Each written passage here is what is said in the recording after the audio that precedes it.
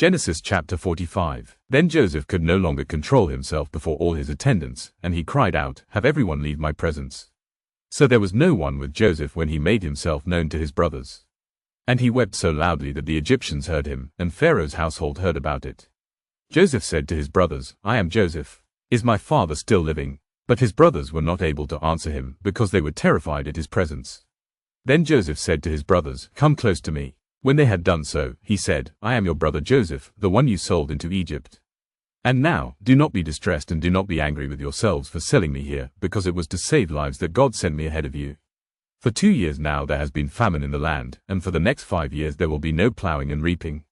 But God sent me ahead of you to preserve for you a remnant on earth and to save your lives by a great deliverance. So then, it was not you who sent me here, but God.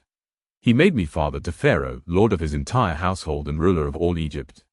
Now hurry back to my father and say to him, 'This is what your son Joseph says, God has made me lord of all Egypt.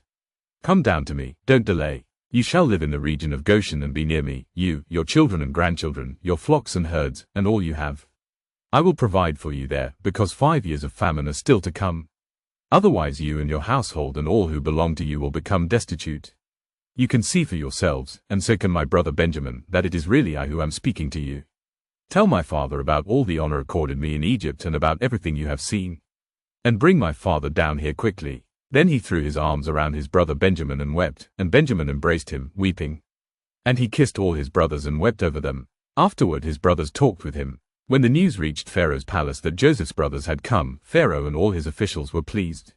Pharaoh said to Joseph, "Tell your brothers, do this, load your animals and return to the land of Canaan, and bring your father and your families back to me.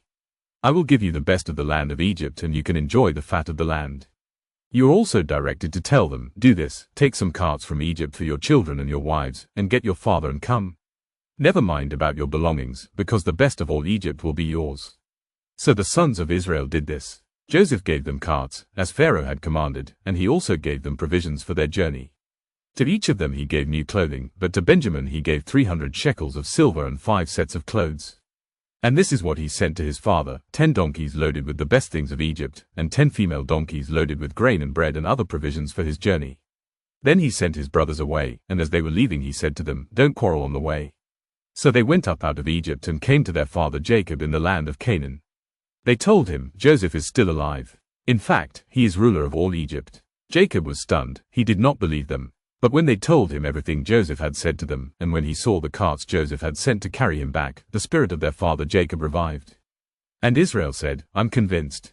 My son Joseph is still alive. I will go and see him before I die."